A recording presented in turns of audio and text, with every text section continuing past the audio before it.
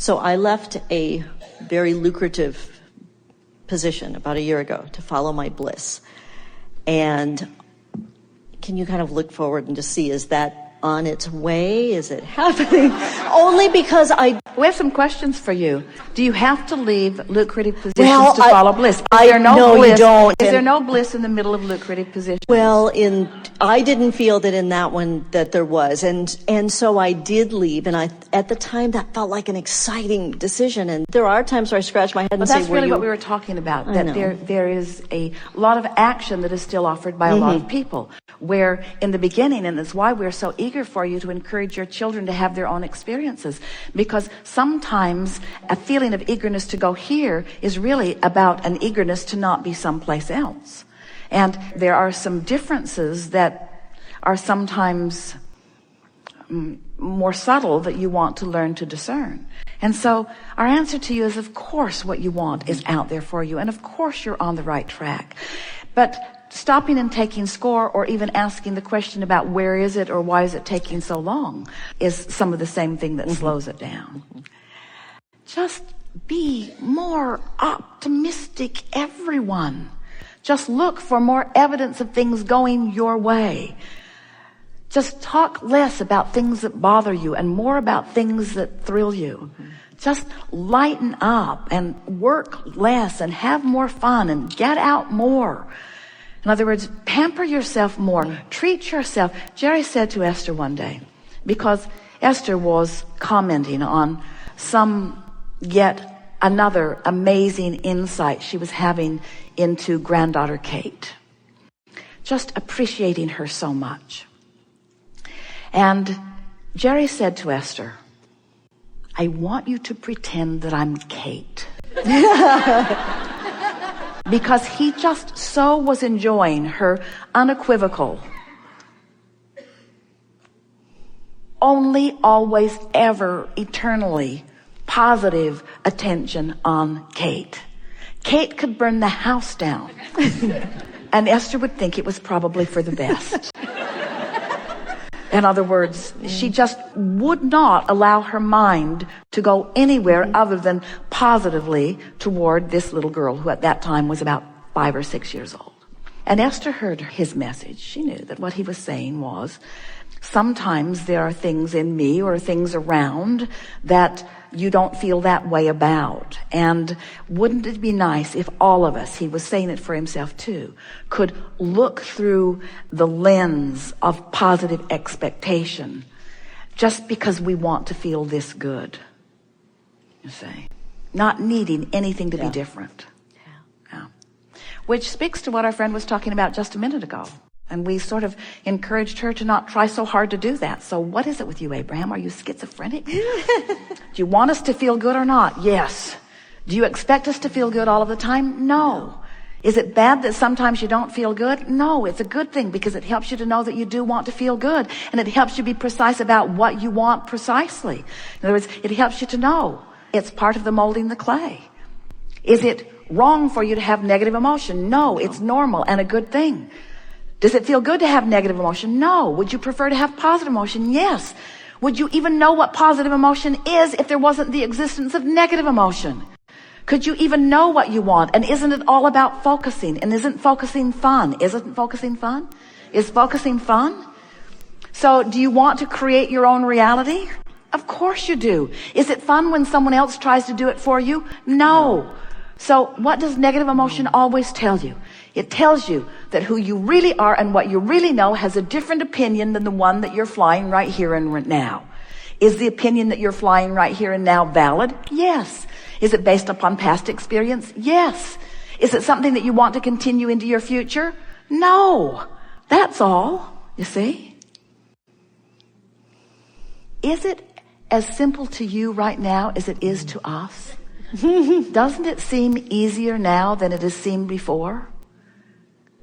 Can you understand that you've created this vortex over a long period of time? Some of it was even there before you came into this physical body. So you've created this vortex. And as you create this vortex, it is vibrationally accurate, and it is already vibrationally discovered. It is vibrationally aligned. It is already vibrationally ready. It's ready for manifestation, which means it's ready to be more fully interpreted and realized by you. But you can begin interpreting it now in the form of emotion. You can begin to feel the positive expectation. You can begin to feel the positive anticipation. You can begin to feel the excitement and the clarity and the love of what's in that vortex, even before the manifestation gives you the full evidence of it, you see. So if you can make yourself happy with the emotional manifestation, with the emotional evidence of it, and you can let that be what you're reaching for. I care about how I feel. I care about how I feel. I care about how I feel. As that becomes central to your day-to-day, moment-to-moment desires, I care about how I feel. So I'm guiding myself more specifically because I care about how I feel. Now those manifestations, because you care about how you feel, so you control how you feel by focusing in a way that feels good. You're following. So now you've deliberately, consciously created this vibrational grid that we're talking about. And now the next logical thing is for these things that have been percolating in your vortex, that have been ready for you to be ready. Now that you're ready, they begin showing up. And as they show up, first in the form of emotion, and then with more and more evidence, why does it feel good as they show up? Because you wanted it, because you planned for it, because you prepared for it, because you practiced the vibration of it. If you didn't practice the vibration of it, you wouldn't recognize it when it came. Can you hear that that's what creation is?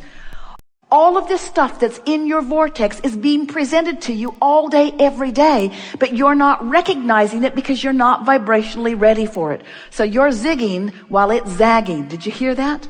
That's the clearest that we've ever said it.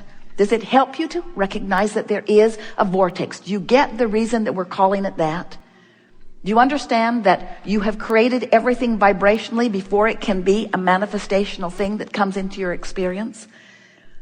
And can you feel that if you can let the emotion reign supreme in your quest, that the emotion is what you're reaching for? I want to feel good. I want to feel good. I want to feel good about my ex-husband. I don't want him to have to change his behavior in order for me to feel good. I want to enjoy the benefit of unconditional love when I think about my ex-husband, she says. I want the benefit of unconditional love. I want the benefit of not needing a condition to change at all. I want the benefit of my focus to be so good that I can focus so clearly, so precisely, so deliberately that I can feel good, only good about this person because it feels good to me to feel good about that. That's what unconditional love is. I want to feel good, and so I do, regardless of the condition. Well, friends, that takes practice. You're not going to do it when you're 17 all day, every day. You're not going to do it ever all day, every day. But when you know the difference, now you've got it figured out. So now you embrace every emotion that you have.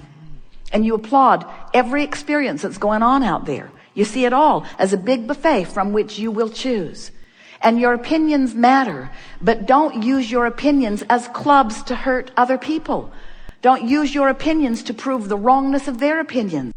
Use your opinions as information to help you to determine what feels better. What feels better? What would feel better than this? What would feel better than government in quagmire? A cooperative government. What would feel better than a government refusing to be logical because the quest to push against the opposition has become the most important thing? What would feel better than that? Reasonable people working for the good of the whole. Wouldn't that feel better? Do you have the ability to imagine reasonable people working for the good of the whole? Or do you only have the ability to observe a government in quagmire? If you have the ability to observe reasonable people working for the good of the whole, then some of them who are there already, reasonable people working for the good of the whole, will come into your awareness as evidence of what you're reaching for. You don't need a consensus from millions or billions. You only need consensus of your vibration here and now and what's in your vortex. And friends, we want to tell you that consensus is easy to accomplish. But in order to accomplish it, these are the things that we assign to this particular body of people sitting in this room and around the world. These are the things that you need to do. You need to play more. You need to go outside more. You need to move your body more. You need to drink more water. You need to quiet your mind more. You need to make more lists of positive aspects. You need to get on rampages of appreciation. And most of all, we love you so much, you need to give yourselves a break. If you don't feel like going to work, don't go. But if you go to work, make sure that you feel like going before you go. So if you don't feel like going to work and you don't go, don't worry, it will get bigger. The discord, the discomfort will get bigger until finally you'll come around to the awareness, I want to go to work and I want to feel good. And when you discover that you can go to work and feel good, that you can have an existing government and feel good, that you can live in a world that has some chaos going on and feel good, when you discover that you have the individual personal power to feel good regardless of the conditions, then you will have mastered unconditional love. And once you've mastered unconditional love, the conditions must contour to your expectation. It is our promise to you. You can single-handedly solve any problem of your own and positively influence any problem that exists anywhere in the vicinity of your awareness. And you don't need consensus of the world. You don't need political votes. You don't need to influence other people. You just need to discover the power of your own aligned leverage. You have access to the energy that creates worlds, and each one of you are individually in your physical format powerful enough to accomplish anything that you desire, because there is a stream of energy and consciousness and non-physical partners who are aware of everything that you are and everything that you want and everything that you've been reaching for and everything that's in your vortex. And everything that you want is ready for you to be ready. So our little formula of being nicer to yourself is what we expect will put you in the place of soonest readiness. We've enjoyed this interaction more than words can convey. Our appreciation for who you are and what you are doing here as you're sifting through the contrast of your experience cannot be expressed accurately in words at all. But we are holding the vibrational feeling of it. And every now and again, if you will allow it, you will feel for sure the appreciation that we feel for you. And when you do, your heart will race, your heart will sing, and you will feel well-being beyond verbal description surrounding you just for a moment.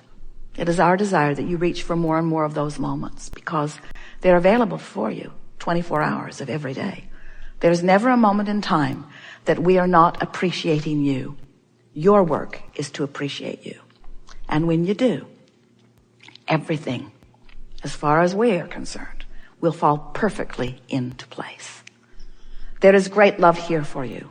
And as always, we remain stubbornly in your vortex.